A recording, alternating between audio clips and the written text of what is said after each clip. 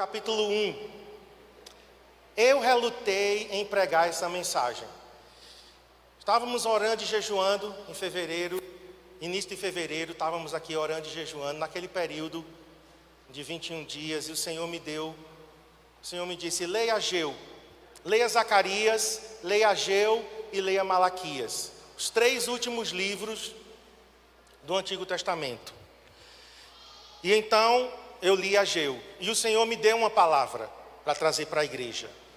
Mas de antemão quero te dizer, essa palavra, ela é dura. Essa palavra é dura. Esse discurso, ele é duro. Mas eu entendo que nem sempre a gente precisa de palavras para massagear o nosso ego. E quando Deus traz uma correção, é porque Ele está pensando no melhor para as nossas vidas. Nosso Deus nunca nos corrige só por corrigir. O nosso Deus é um Pai amoroso, que se preocupa com seus filhos. E quando Deus vê, irmãos, que nós estamos seguindo o nosso rumo, que nós estamos andando pelos nossos caminhos, que nós estamos fazendo as coisas do nosso jeito, então o Senhor vem e nos corrige. E quem tem ouvidos para ouvir, ouça. E quem tem coração quebrantado para se deixar corrigir pelo Senhor, que você tenha esse coração.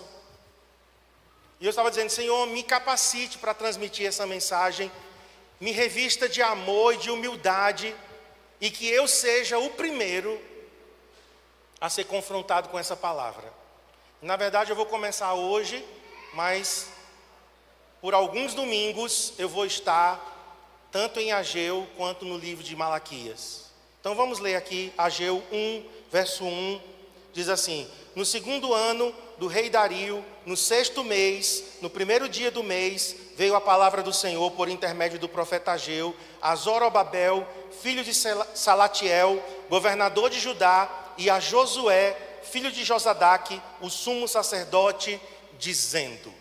Vamos orar. Pai, me capacite, Espírito Santo. Eu sei que foi o Senhor quem colocou em meu coração essa palavra durante o jejum em fevereiro. E se o Senhor me levou a esse livro de Ageu, é porque o Senhor tem algo a nos falar hoje, Senhor, em 2022, março de 2022, tantos anos depois. Estamos aqui, Senhor, diante da Tua palavra, eterna, infalível, imutável, e a Tua palavra é a única esperança que nós temos para a mudança. Não são as palavras dos homens, Senhor, não é o poder da persuasão, da retórica, não é o poder da oratória, é o poder da Tua palavra. Para sempre, Senhor, a Tua palavra está firmada nos céus. Engrandeceste a Tua palavra e o Teu nome acima de tudo. E eu oro nessa hora pela unção do Teu Espírito nesse lugar. Corações e ouvidos abertos. Eu oro para que ninguém aqui, Senhor, resista e se feche à Tua palavra. Em nome de Jesus. Amém. Queridos, primeiro Deus começa com a liderança. Aqui fala de Zorobabel. Zorobabel era o governador, era o líder civil. E aqui fala de Josué, sumo sacerdote, o líder espiritual. Deus começa com a liderança. Deus está começando comigo e com Cristiane. Deus tem corrigido a mim e a Cristiane. Tem nos chamado a um lugar de arrependimento. O Senhor tem nos chamado, Marcos e Cristiane, voltem a um lugar de arrependimento. Voltem a depender de mim. O que move a minha igreja não é um método. O que move a minha igreja não é uma estratégia. O que move a minha igreja não é sabedoria humana, não é inteligência humana. O que move a minha igreja não são dicas de coaching. O que move a minha igreja é o meu espírito. Voltem para mim. É isso que o Espírito Santo tem me dito. A mim e a Cristiane. Nós estamos aqui de terça a sexta orando pelas manhãs, clamando ao Senhor para que nós nos convertamos de volta a Ele. Sabe por quê, irmãos? Deus quer mover em nosso meio. Deus quer uma igreja poderosa. Deus quer uma igreja cheia do Espírito. Deus quer que a gente conquiste essa cidade. Deus quer famílias restauradas. Deus quer salvação de vidas. Mas isso só vai acontecer quando a gente depender dEle. quando a gente se voltar para Ele, quando o nosso orgulho for quebrado. O Senhor estava falando isso comigo. O nosso orgulho tem que ser quebrado. Nossa vaidade, nossa vanglória tem que ser quebrada. Nós precisamos de uma dependência de Deus. Olhe para mim, nós precisamos de uma dependência de Deus. Deus começa com a liderança aqui. E com a liderança Deus não pega leve. Deus não pega leve comigo. Deus não passa a mão simplesmente porque eu sou pastor. Ah, Senhor, eu comecei o CCA. Aí Deus vai minimizar e passar a mão. Não. Pelo contrário, eu estava dizendo aos meninos lá da sala de aula de escatologia, os mestres receberão um rigor ainda maior. O escritor de Tiago, Tiago, ele disse, não queiram ser mestres, mas se vocês forem, saibam que haverá um maior rigor para quem ensina, para quem prega, para quem lidera, para quem pastoreia. Eu quero fazer um apelo aqui à liderança desta casa, aos líderes de células, aos supervisores. Começa de cima para baixo a mudança. Nós estamos querendo que a mudança comece de baixo para cima e não vai acontecer. Os primeiros a serem fiéis e compromissados somos nós. O alto padrão exigido para a liderança na casa de Deus. Hoje as pessoas estão diminuindo, irmãos. As pessoas estão liderando de qualquer jeito, pastoreando de qualquer jeito. Hoje nós encontramos pastores, líderes, que não têm compromisso com Deus, que não têm compromisso com a santidade de Deus, e estão pastoreando. Pessoas que estão vivendo uma vida dupla. No púlpito são uma coisa, lá fora são outra. Deus não diminuiu o padrão dele. Deus continua santo, Deus continua justo, Deus continua fiel, Deus continua leal. E Deus está pedindo isso de nós. Os cristãos de hoje querem viver essa vida dupla. No domingo, querem viver uma vida como se tivessem um alto compromisso com Deus. Na segunda-feira, se esquecem. Se esquecem de quem são. Eu estou vendo isso constantemente nas redes sociais. Pessoas que se dizem de Deus, compromisso com Deus, compromisso com o coração de Deus, postando fotos sensuais, e ainda bota um versículo embaixo. Deus não rebaixará os seus padrões. Uma mulher de biquíni mostrando as curvas do corpo, ainda botando, os céus manifestam a glória de Deus. E você manifesta a pombagira. Entendem? Pessoas que estão postando fotos na igreja, estou congregando, e no sábado estava enchendo a cara no barzinho, estava no pancadão, foi para o motel, terminou o culto de domingo e foi para o motel. Meus irmãos, isso é incompatível com a santidade de Deus. Deus não rebaixará os seus padrões para o homem. Vocês me entendem, queridos? Começa de cima para baixo. E essa palavra é para mim, como pastor desta igreja. O Senhor me corrigindo profundamente. Sabe uma das coisas que o Senhor me falou? Você se orgulhou do crescimento dessa igreja. Eu ouvi isso do Espírito Santo. Você se orgulhou do crescimento dessa igreja. E eu vou mostrar a você quem é o dono da igreja. Não é por causa de você, Marcos. Não é por causa da sua habilidade, nem da sua sabedoria, nem da sua boa fala, nem da sua beleza física. Estou brincando, que Deus não disse isso. Mas o Senhor disse, eu vou mostrar que sou eu quem movo a minha igreja. É na dependência do meu espírito. Não é uma figura humana. Não é o homem que está no centro. É Deus que tem que estar no centro. Amém? E eu sei que custa a gente ser corrigido por Deus e ser tratado. Custa. Mas eu disse, Senhor, eu prefiro ser corrigido por Ti do que cair nas mãos do homem ou cair nas mãos do diabo.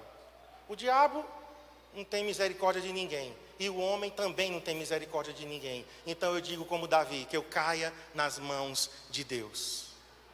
Eu digo igual a João Calvino, Estou sendo esmagado por tuas mãos, mas que bom que são as tuas mãos, Senhor. Porque Deus sabe esmagar o barro na medida certa, não é? Deus não vai ferir, Deus não vai machucar, mas Ele vai tratar. Começa da liderança. Salmo 133, abra aí comigo.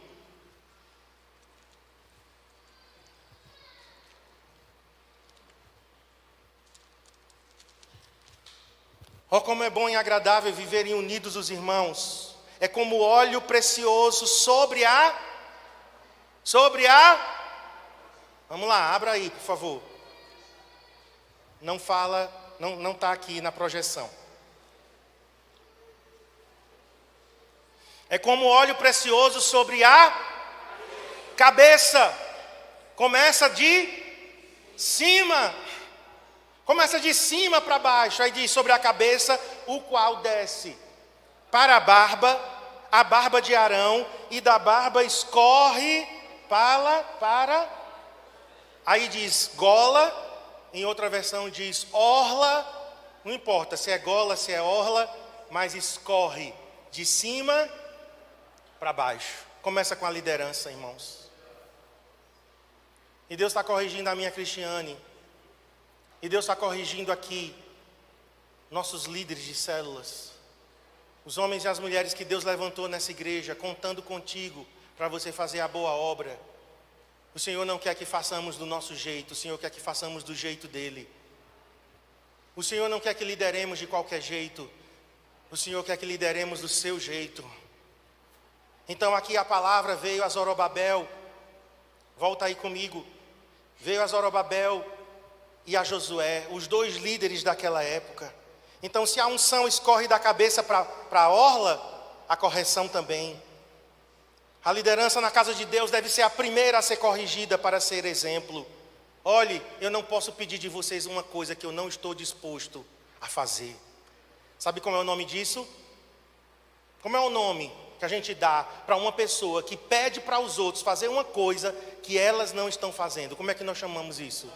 Hipocrisia. E alguém disse que dentro da igreja tem mais hipócritas do que no mundo. Porque no mundo as pessoas pelo menos são o que são. É pecador, é adúltero, é fornicador, é mentiroso, é ladrão. E estão dizendo que é mesmo. Que agora o pecado está sendo assumido assim descaradamente. Nós não podemos aceitar a hipocrisia. Uma vez eu estava ensinando sobre dízimos e ofertas. Aí eu disse assim, gente, isso foi aqui na Cabo Cobrinha, primeiro prédio que a gente teve. Estava bem no iniciozinho da igreja. E aí eu disse assim, irmãos, imagina que eu estou pedindo para vocês serem fiéis nos dízimos e nas ofertas, e eu como pastor, eu não fosse fiel nos meus dízimos e ofertas. Aí uma irmã levantou a mão e dizia, eu lhe perdoava, pastor. Deu vontade de dizer, diabo, tu estás falando, querendo me incentivar à infidelidade. Mas é claro que eu não disse isso, eu disse assim, querida, deixa eu te dizer, você poderia até perdoar, mas você não ia acreditar mais em mim. Você não ia acreditar, porque eu estou pedindo uma coisa que eu não estou disposto a praticar. Eu peço aqui para os homens serem fiéis, serem bons maridos, serem cabeças do seu lar. Eu peço para os homens aqui serem bons pais. E você soubesse, porque não vai saber, porque não vai acontecer, em nome de Jesus. Em nome de Jesus. Mas você soubesse que eu estava dando mau testemunho dentro de casa, sendo um péssimo pai, um péssimo marido. As pessoas diriam, hipocrisia. Pastor Marcos é um hipócrita. A palavra hipócrita vem do grego, ator. É um ator. Representa no púlpito uma coisa, mas na vida real é outra. Nós temos que jogar fora a hipocrisia. Porque eu tenho que estar disposto a praticar aquilo que eu estou pedindo que os outros façam. O farisaísmo que Jesus denunciou. Mateus 23, depois leia o capítulo 23, é uma denúncia aos fariseus. Farisaísmo. O que é o farisaísmo? Jesus disse, sepulcros caiados. Por fora, tudo bonito, pintado, branquinho. Por dentro, ossos podres. Um sepulcro por fora, bonito. Por dentro, podridão. Um corpo em decomposição. Então, queridos, nós temos que romper com a hipocrisia e com o farisaísmo. As pessoas lá de fora não podem nos chamar de hipócritas. Vocês estão pedindo uma coisa que vocês não estão praticando? No seu ambiente de trabalho, com os seus vizinhos, dentro de casa, na escola, na faculdade, no ambiente virtual, onde for. Se é no real ou é no virtual, nós somos a mesma coisa. Nós somos a mesma coisa. Se você chegar na minha casa, eu tenho que ser em casa a mesma coisa que eu sou aqui. Se você for lá onde eu trabalho, eu tenho que ser a mesma coisa do que eu sou aqui. Nas minhas redes sociais, eu tenho que ser a mesma coisa do que eu sou na vida real. Porque isso é ser sincero. A palavra sincero é sincera. A nossa palavra sincero em português vem do latim sincera. O que era isso? Eram os comerciantes daquela época que pegavam um vaso rachado e enchia eles de cera. Colocava cera, lixava e pintava. E vendia o vaso como se fosse inteiro. Mas um bom comprador fazia um teste.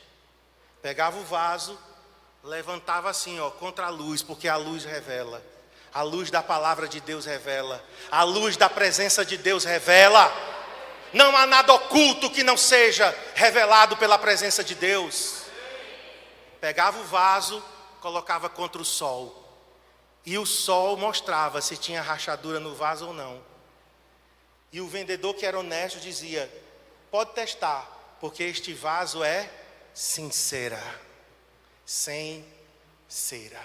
Daí vem a palavra sincero, em latim. Mas a palavra em grego é provado pelo sol. Testado pelo sol. Eilicrineia, testado pelo sol. Olha para mim, você pode ser testado pelo sol? A luz da presença de Deus pode incidir sobre a tua vida e você dizer: sonda-me, ó Deus. Tem umas passagens de Davi que eu digo: Davi era um homem muito corajoso, porque ele dizia: Senhor, trata comigo conforme a integridade das minhas mãos. Já pensou você dizer isso a Deus? Senhor, trate comigo conforme eu sou íntegro. Salmo 18 ele diz isso. Então eu inicio essa palavra desafiando todos nós aqui. Eu sou o primeiro, viu? Essa palavra é para mim, irmãos. Eu estou pregando para mim. A sermos sinceros. A mudança começa de cima para baixo. Quantos maridos temos aqui? Casados, homens casados, levanta a mão. A mudança começa com você. Pastor, eu não gosto disso. Tudo bem. Quer dizer, problema seu. Eu não posso diminuir. Se eu sou pai, se eu sou marido, eu quero que a mudança comece com os meus filhos. Eu que sou conhecedor da palavra, eu que sou um cristão, eu que sou um servo de Deus, aí eu vou colocar a responsabilidade sobre Adriel e Abner. Não, se eles mudarem, eu mudo. Isso seria ridículo da minha parte, sim ou não? Infantilidade. Um homem que é um menino. Se somos maridos e pais, chama a responsabilidade. É comigo, a parada é comigo. Agora, quantas mulheres aqui, você é serva de Deus, mas o teu marido ainda não é temente ao Senhor? Quantas mulheres temos aqui assim nessa condição? Então a parada é com você. Certo? Até que esse homem se converta, você vai chamar e dizer: Deus, eu sou a intercessora do meu lar. Senhor, sou eu que me coloco na brecha em favor do meu marido, em favor dos meus filhos. Mães solteiras, mulheres aqui que são sozinhas, para você também, minha irmã, a parada é com você, certo? Agora, filhos, quantos filhos aqui são filhos de pais que ainda não servem ao Senhor? Nem seu pai, nem sua mãe, levanta a mão. A parada é com você. Por quê? Porque você não vai pedir do seu pai e da sua mãe que eles tenham o temor de Deus, a obediência a Deus. Se você é um filho e é você que é servo de Deus, então é você que se coloca na brecha, é você que se coloca em intercessão, é você quem vai dar bom testemunho dentro de casa. E se você duvidar disso, você tem uma pastora que quando ela se converteu, era ela sozinha, em uma família só de 10 irmãos, bem pequenininha a família dela. O meu sogro gostava de fazer menino, teve uma vez que ele fez 2 meninos no ano só. Uma nasceu em fevereiro, o outro nasceu em dezembro. Meu avô foi assim também. Eu tinha um tio que nasceu em fevereiro e uma tia que nasceu em dezembro do mesmo ano. Nem o resguardo parece que ele... Tem uns homens aqui que estão, né? Cristiane converteu e ela era sozinha dentro de casa. Uma família super religiosa. Muito religiosa a família de Cristiane. O pai dela era aquele homem de festa, de cachaça, de bebida. A mãe, religiosa. E Cristiane converteu aos 14 anos de idade. Então, idade não é desculpa para a imaturidade. Para de dar essas justificativas. Eu converti com 14 anos também. E Cristiane começou a orar pela sua família. E dar bom testemunho. Não só é orar não, porque tem gente que está orando e dando mau testemunho. Aí você desmancha tudo que você orou. Orando. Ela dizia, Marcos, não tinha lugar para eu orar na minha casa, porque era muita gente. Eu me escondia detrás do sofá. Eu disse, mas não era muito difícil de você se esconder não, né? Pelo seu tamanho, né? Se escondia atrás do sofá, orando. E começou a converter. 1, 2, 3, 4, 5, 6. E foi convertendo. Meu sogro se convertia todo culto. Ele era muito emotivo. Eu lembro quando o pastor Rodrigo veio aqui na quadra do estadual. E o meu sogro se emocionou tanto com o pastor Rodrigo. Ele gostou tanto do pastor Rodrigo, que ele pegou uma perua viva. E disse, pastor, leve para Recife. E o pastor levou a perua viva dentro de um saco. Quando chegou em casa, que a pastora Aldilene viu, disse, que é isso, pelo amor de Deus? É uma perua, vai ficar aqui na área de serviço do nosso apartamento. Até que eu consiga alguém para matar e temperar para a gente comer. Ele se convertia todo culto. Minha sogra se converteu. As irmãs de Cristiane praticamente todas se converteram. Só tem 2,5, porque tem uma que a mãe de Paulo considera ela meia, né? Eu já disse a ela, sai de cima do muro, né? Ela está quase, mas tem 2 que ainda resiste. Cristiane tem uma irmã que é pastora, uma sobrinha que é pastora, outra sobrinha que é quase pastora, outra irmã que é missionária, outra que é... Ou seja, gente, a mudança começa com um. E era um filho, não era pai nem mãe que começou, foi uma filha, adolescente ainda, mas que teve um alto compromisso com Deus de dizer, Senhor, eu não serei hipócrita, eu serei dentro de casa, a mudança. Você acha que Cristiane não tinha traumas? Você acha que Cristiane não tinha feridas? Ela foi rejeitada com 9 meses de idade, foi dada para ser criada pelos avós, isso gerou um trauma muito grande na vida dela, mas ela não viveu em função dos seus traumas, porque tem gente hoje dando desculpa para não viver a vida de Deus, porque há 20 anos atrás fizeram isso comigo. Pare de dar desculpas, você chegará diante do Senhor e Ele não aceitará essas desculpas. Eu não posso mais chegar diante de Deus e dizer que não tive um pai atencioso. Eu com 50 anos de idade quase, né? Vou fazer 50 o ano que vem ainda. 2023. Esse ano eu faço 49. e dizendo: Deus, eu não tive um pai, meu pai foi ausente, sofri muito bullying na escola. Deus não vai aceitar isso, irmãos, porque a responsabilidade é minha. Agora sou eu que estou vivendo, é o meu tempo, é a minha hora. Eu vou buscar cura, eu vou fazer terapia, eu vou para o psiquiatra, eu sei lá o que é que eu vou fazer, mas eu vou estudar a palavra, eu vou depender de Deus, eu vou orar, eu vou jejuar. Mas eu vou fazer alguma coisa. O que eu não vou é ficar dando desculpas esfarrapadas para que não haja uma mudança na minha vida. Você entendeu o recado, irmãos? Vocês entenderam aqui? Não transfira mais a responsabilidade que é sua. E só peça para os outros aquilo que você pode fazer e praticar. Eu estou falando aqui da campanha Projeto Isaías, por quê? Porque eu sou contribuinte do Projeto Isaías. Eu estou falando aqui de santidade, por quê? Porque eu tenho um compromisso com a santidade de Deus. E assim por diante.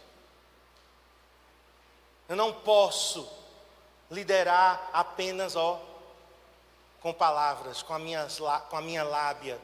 Porque tem muita gente hoje bom de discurso, bom de lábia, péssimo de testemunho, péssimo de viver.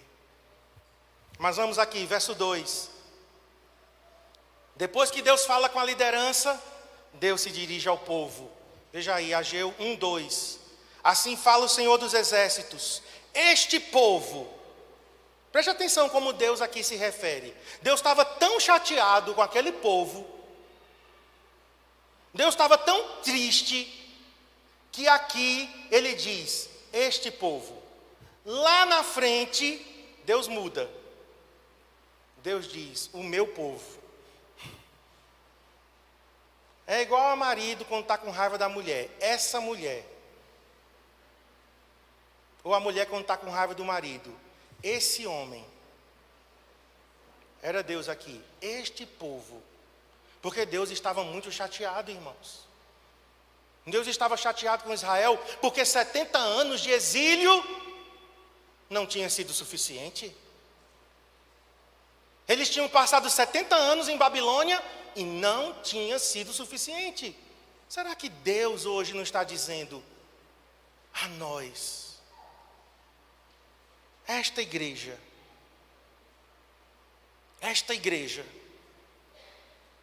depois de 2 anos de pandemia, hoje completa-se 2 anos. 20 de março. 20 de março foi o dia que nós reunimos aqui com os nossos líderes em 2020. E naquele 20 de março nós suspendemos os cultos. 2 anos. Eu quero te perguntar, que lições nós aprendemos? Que conversão houve em nosso coração? Porque Deus aqui estava chateado, irmãos. Este povo diz: não veio ainda o tempo em que a casa do Senhor deve ser edificada. Olha o que o povo aqui está dizendo. Eles tinham voltado do exílio. Abra comigo lá em Esdras, não vai estar aqui projetado, mas abra comigo em Esdras 1. Esdras 1, nós vamos ler os versos 2, 3 e 4.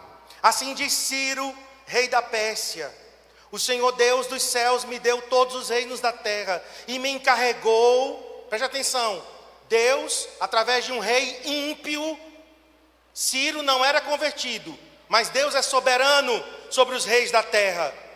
E Deus falou com aquele rei ímpio: eu quero que uma casa seja edificada em Jerusalém de Judá. Diz para Ciro.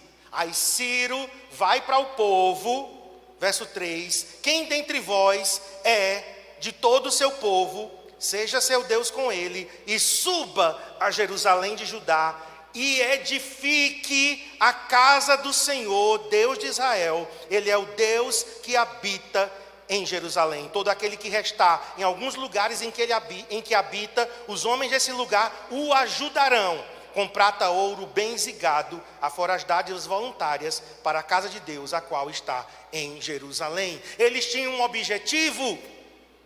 Deus levantou Ciro. Esse governante ímpio estava nas mãos de Deus. E Deus disse: Ciro, libere o meu povo, porque eu quero que a minha casa seja edificada em Jerusalém. Eu quero que o templo que foi derrubado pelos babilônios, porque quando os babilônios invadiram Jerusalém em 586, destruíram o templo de Salomão, roubaram os utensílios, levaram para a Babilônia. 70 anos depois, nós estamos aqui no ano 536. 536. Porque a invasão babilônia, ela é contada antes de 586, quando houve a queda total. Babilônia já vinha invadindo eles e levando levas de cativos. 70 anos, irmãos. E o Senhor disse: eu quero, Ciro, que uma casa seja edificada para mim em Jerusalém. Libere o meu povo. Qual era o objetivo do povo? Voltarem para Israel, voltarem para a Palestina para reconstruir o templo. Deus foi muito claro através de Ciro. E eles foram liberados, irmãos, no ano 536. Eles obedeceram, o povo voltou. Uma grande leva de judeus fez a viagem de volta, 900 quilômetros a pé. Voltaram e começaram a reconstrução. Em 536, eles começaram a reconstrução. A oposição se levantou, os inimigos se levantaram. Poxa vida, a gente acha que a gente vai fazer a obra de Deus e não vai ter oposição. Olhe, se a gente fizer a obra de Deus e não tiver oposição, vamos duvidar de que lado a gente está. O diabo não está se opondo, Satanás não está perseguindo, não está levantando dificuldades, então provavelmente você está do lado dele. Porque quando nós mudamos de lado, a oposição se levanta, a perseguição se levanta. A oposição se levantou e o povo simplesmente desanimou. Pararam de trabalhar. E eles pararam de trabalhar de 536 até 520, 14 anos, parado tudo. Então Deus precisa levantar os seus profetas. Glória a Deus pelos profetas. Eu sei que os profetas têm o coração de Deus. E Deus levanta Ageu e Deus levanta Zacarias, 2 profetas, na mesma época, para dizer: povo, voltem a construir o templo. Voltem à reconstrução. Vocês saíram de lá com um objetivo. Olha, irmãos, e eu vou encerrar aqui. Essa é a primeira parte dessa mensagem. Não há um objetivo de nós termos sido salvos. Nós fomos tirados de Babilônia. Nós fomos tirados da escravidão do Egito com um objetivo. E deixa eu te dizer, não é para a nossa própria satisfação e bem-estar. Nós estamos confundindo as coisas, queridos. A gente acha que Deus nos salvou só para nos dar prosperidade nesta terra, para termos corpos bonitos e sarados, casas lindas e bem equipadas, carros, terrenos, negócios, para a gente viver viajando, para você sempre querer ter. As pessoas acham que Deus nos salvou para isso. E o Senhor está nos lembrando aqui com esse texto: eu tirei vocês para que vocês saíssem da escravidão, para edificar uma casa para mim. Nós estamos num trabalho de edificação. É o reino de Deus que importa, irmãos. Nós estamos nesta terra com uma missão: saquear o inferno e povoar os céus. Nós estamos aqui com uma missão: falar a palavra de Deus para as pessoas.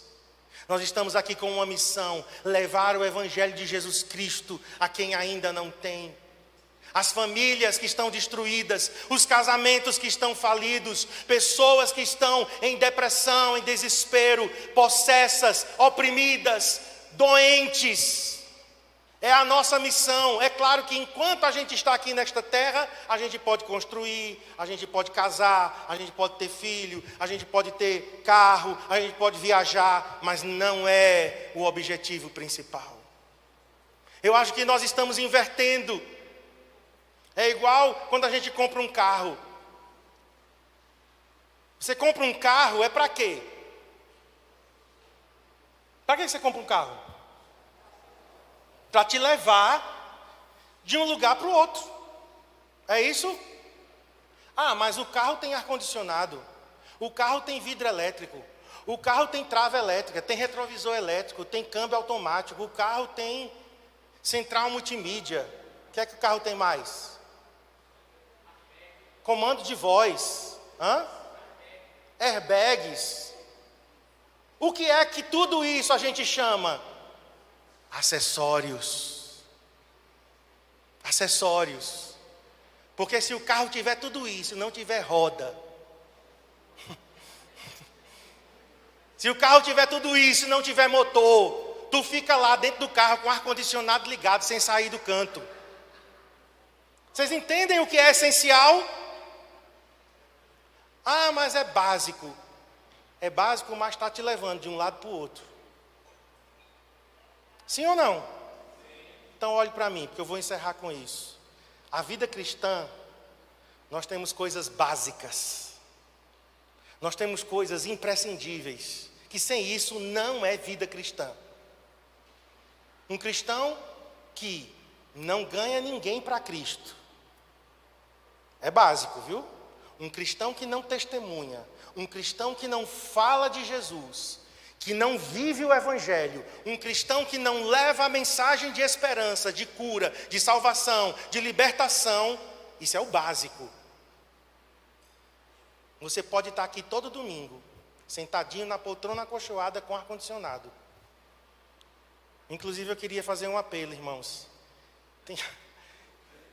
Tem roupas nossas que estão furando as cadeiras.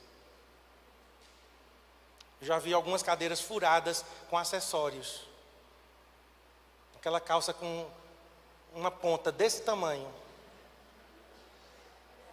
Mas para que eu estou falando isso? Meu Deus. Sentadinhos, ar-condicionado, eu estou no domingo. Isso é acessório. Porque se você não sair por aquela porta, se você não sair por ali agora, daqui a alguns minutos, e você disser, eu vou viver dentro de casa o Evangelho, eu vou viver no meu trabalho o Evangelho, eu vou testemunhar de Jesus Cristo, eu vou orar pelos perdidos, eu vou me importar pelos que sofrem, eu vou abençoar os necessitados. Você está fazendo o básico. Aí o acessório, é claro que um carro com ar-condicionado é muito melhor do que um carro sem ar-condicionado. Um carro com vidro elétrico, em vez de você ficar na manivela, aperta o botãozinho, e com centralina é melhor ainda, né? Você deixa os vidros baixos, aperta no controle, os vidros sobem. Mas isso é acessório. O básico é o que eu tenho que valorizar em primeiro lugar. E o povo aqui, nós vamos ver das próximas vezes, sabe o que foi que eles fizeram? A gente vai orar. Voltaram do exílio, irmãos. Começaram a construção e desanimaram. Desanimaram. Aí sabe o que eles fizeram? Vamos construir as nossas casas. E foram construir as casas deles. Casas luxuosas. Tem uma versão que diz apaineladas. Apaineladas é estucadas. É porque hoje não está muito mais na moda, mas eu me lembro que antigamente uma casa que tinha aquele telhado assim todo de madeira, de lambri. É aquilo ali que eles estavam fazendo. Casas todas revestidas de madeira. Por quê? Porque eles se esqueceram. Eles se esqueceram que saíram de Babilônia com um objetivo. No meio do caminho, sofreram perseguição, oposição. O diabo é mestre de querer desanimar os crentes. fica jogando um monte de mentira. Se você servir a Deus, você vai perder sua família. Sua família está do jeito que está, porque você serviu a Deus. Que mentira! Isso é uma mentira deslavada. Alguns perderam, sim, a família por causa da família. Mas era gente que vivia em tempo integral no ministério, viajando de um lado para o outro. Um pastor que negligenciou sua família por anos a fio. Aí sim, pode dizer, perdi minha família por causa da obra de Deus. Mas aqui, nesse lugar, nesse auditório, já está marcado. Aqui nesse auditório, ninguém vai poder dizer a Deus que perdeu a vida ou perdeu a família por causa da obra de Deus. E este povo aqui estava fazendo isso. Se esqueceram do seu objetivo maior. Saíram de Babilônia, foram libertos, chegaram em Judá, se esqueceram. Vamos construir nossas casas. É os crentes do século 21. Este retrato de Ageu. Os crentes do século 21, seduzidos pela comodidade, seduzidos pela prosperidade, seduzidos por Mamon. Eu disse a vocês que ia ser duro. Mas não tem como diminuir, porque a história só se repete. A história só se repete. Isso foi em 500 anos antes de Cristo. Nós estamos em 2022, simplesmente 2.500 anos depois, e a história se repete. Crentes que se esqueceram por que estão nesta terra. Mas Deus levanta profetas, e eu termino com isso. Deus levanta os seus servos. E Zacarias e Ageu trazem a palavra de Deus, e nós vamos ver isso em outras oportunidades. Eles escutam a voz de Deus, e Deus muda a sorte deles, porque deram ouvidos à voz do Senhor. Eu termino te dizendo, eu e você estamos nesta terra com um objetivo maior. Nós vamos sim trabalhar, estudar, ter faculdade, fazer mestrado, doutorado, casar, ter filhos, ter casa. Agora eu e Cristiano estamos sonhando em construirmos outra casa, né? Nós já temos a nossa casa, mas a nossa casa ela é muito pequena e nós queremos uma outra casa. Estamos sonhando, comprar um terreno, construir. Mas eu sei que o objetivo da minha vida não é esse, irmãos. Queremos trocar de carro, queremos viajar, mas eu sei que tudo isso são acessórios que tornam a vida, que tornam a viagem mais gostosa. Mas o principal, eu estou nesta terra com um objetivo principal, edificar uma casa para Deus. E casa não é CCA, viu? E casa não é prédio. Eu vou traduzir, eu estou com um objetivo de edificar o reino de Deus nesta terra. Eu estou nesta terra para pregar o Evangelho, para falar de Cristo, para falar as verdades de Deus, para falar a palavra, para levar consolo, para levar cura, para levar libertação, para levar salvação, para levar restauração, saquear o inferno e povoar o céu. É por isso que eu estou nesta terra. E as demais coisas são acrescentadas. Amém? E eu quero orar por isso. Se você puder ficar em pé.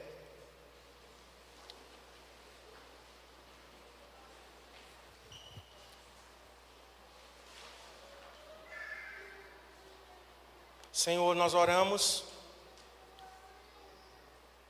tendo ouvido essa mensagem, eu sei que essa mensagem ela mexe,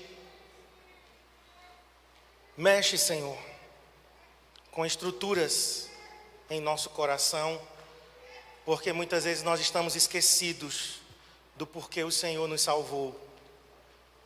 Estamos nesta terra não mais como peregrinos, mas estamos agora como moradores definitivos, esquecendo que nossa morada nesta terra não é permanente. A nossa morada é eterna em Ti, Senhor. Nós estamos, Senhor, almejando a pátria celestial. Nós estamos almejando aquele dia que os céus vão convergir com a terra. Aquele dia da Nova Jerusalém, descendo como noiva ataviada, encontrando a terra, para que a terra seja transformada. E até lá, Senhor, nós queremos cumprir a nossa missão. Nós queremos cumprir, Senhor. Deus, nós não queremos ser como Israel. Saíram de Babilônia, liberados por um decreto divino através de Ciro. E eles se esqueceram, Senhor. E 14 anos depois, aquelas pessoas estavam totalmente envolvidas apenas em seus projetos pessoais. Eles tinham esquecido do motivo, da razão, do propósito. Põe a mão no seu coração, meu irmão. Eu não quero que você saia daqui acusado. Eu quero que você saia daqui convencido. É diferente. Acusação traz peso. Acusação traz condenação. Acusação afunda, mas convicção não. Quando somos convencidos pelo Espírito, então somos desafiados a mudar. E eu oro por essa convicção, Espírito Santo. Convença-nos. Convença-nos. Convença-nos. Se estamos nos perdendo no meio do caminho. Senhor, se esses últimos 2 anos não nos ensinou nada, se isso não sacudiu a nossa vida, por favor, Senhor, não nos deixe seguir em frente como se nada estivesse acontecendo. Esse planeta está em convulsão. Ouvimos falar de guerras e rumores de guerra.